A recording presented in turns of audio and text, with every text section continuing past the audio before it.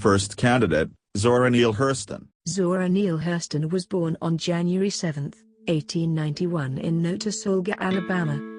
Hurston was the fifth child out of 8. Her father was a Baptist preacher, farmer and carpenter, while her mother was a school teacher. Throughout her life, she often lied about her age, so no one was absolutely sure about her year of birth. As a child, she grew up uneducated and poor. Hurston had little experience in racism, since she was immersed with other African Americans. Hurston attended Howard University as an undergraduate and studied anthropology. She created the Hill Doc, which was the university's newspaper. From 1925 to 1927, she was offered a scholarship at Bernard College and was the sole African American to attend the school. She received her bachelor in anthropology at Bernard. However, her journey did not end there. She went to graduate school for 2 years at Columbia University, continuing her studies in anthropology. Zora Neale Hurston was an active figure during the Harlem Renaissance.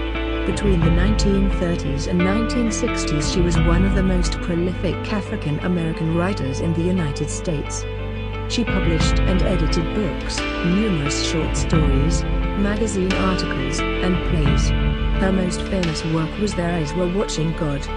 The novel revolves around the main character, Janie, who had to learn how to live life as a woman, while being surrounded by racist communities. Hurston's legacy still continues to live on today, as she was a significant figure in the civil rights movement.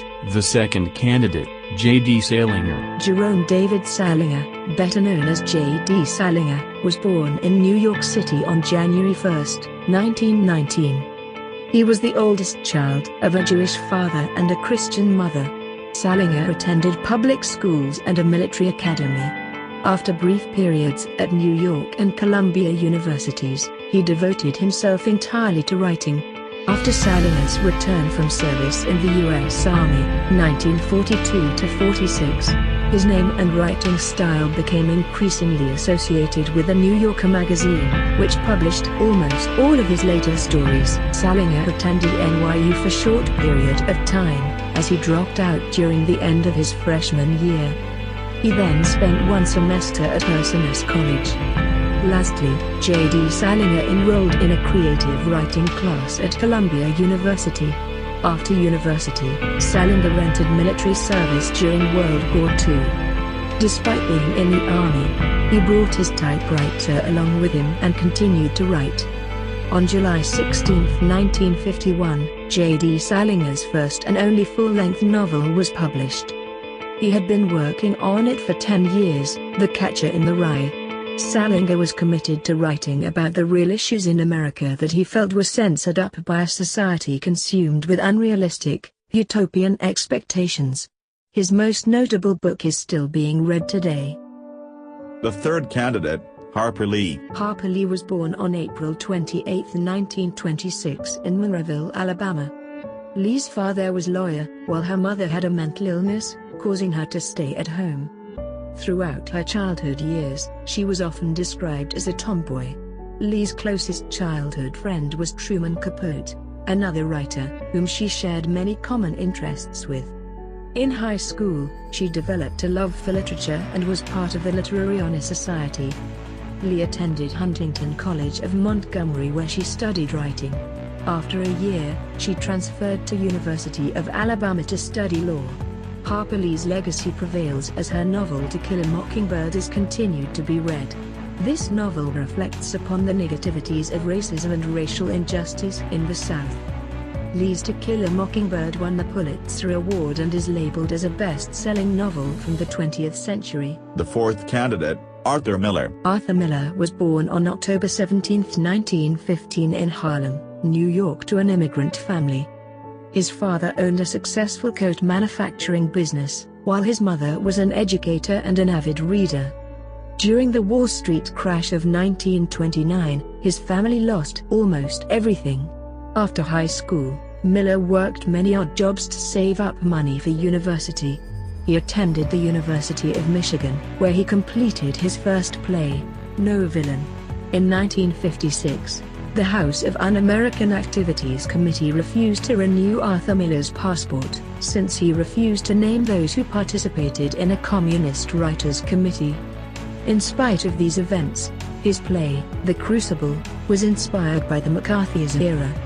He compared the events of the Red Scare to the Salem witch trials, as the two were parallel of each other. Arthur Miller had written many award-winning plays which are still continued to be read today. The fifth candidate, Elie Wiesel. He would become the most famous survivor of the Holocaust, but at the age of 15, Elie Wiesel had no fears when his family was rounded up in Hungary by the Nazis. To the very last minute I wasn't worried. We had no idea that Auschwitz existed. Wiesel sustained himself by keeping his father alive. Father and son were later taken to Buchenwald camp. Wiesel's father, Shlomo, died just weeks before the U.S. Army arrived. All along the Allied advance, the gates swing open from German concentration camps. This picture was taken after liberation. Wiesel is in the second level of the bunk next to the beam. He would later say he didn't recognize himself. Wiesel started asking questions after the war, becoming a journalist. It took years before he talked about the horrors he experienced in his book called Night, an eventual bestseller. In 1985, as he received the Congressional Gold Medal, he implored President Reagan unsuccessfully not to visit a German cemetery filled with members of the SS. He won the Nobel Peace Prize in 1986. The humanitarian would later speak out against other atrocities. The sixth candidate, Osamu Dazai. Osamu Dazai is considered one of Japan's preeminent modern novelists. Addicted to painkillers and attempting suicide 4 times during his life, Dazai tormented himself in every way imaginable in order to write about the human condition. He died when he was only 39. Dazai's only escape was reading. He devoured classics, old and new, Japanese and foreign. At the age of 16, Dazai decided that he too would become a writer. One author in particular inspired him. Ryunosuke Akutagawa. Akutagawa had committed suicide at the age of only 35. Dazai was devastated. He stopped going to school and instead began drinking, using drugs, and womanizing. At the age of 26, in an attempt to escape from his self-destructive lifestyle, Dazai dedicated himself to his dream of becoming an author. Dazai's novel, The Setting Sun, is one of his most popular books in which he informed readers of life in post-war Japan. Despite his dark mood portrayed throughout his books, Dazai remains one of the most popular authors in Japan. The seventh candidate, Anne Frank. Anne Frank was born on June 12, 1929 in Frankfurt, Germany, to modernized Jewish parents. After Hitler rose to power, her family moved to Amsterdam.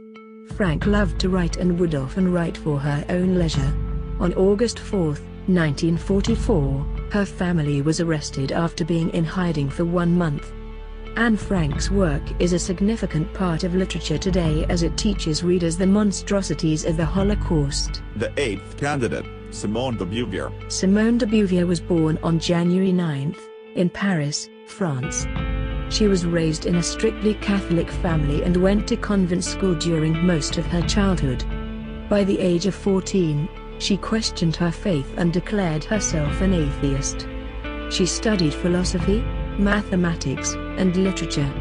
In 1949, de Beauvoir published a book called The Second Sex. The book reflected upon the second-class status given to women. She attacked men for referring to women as the other.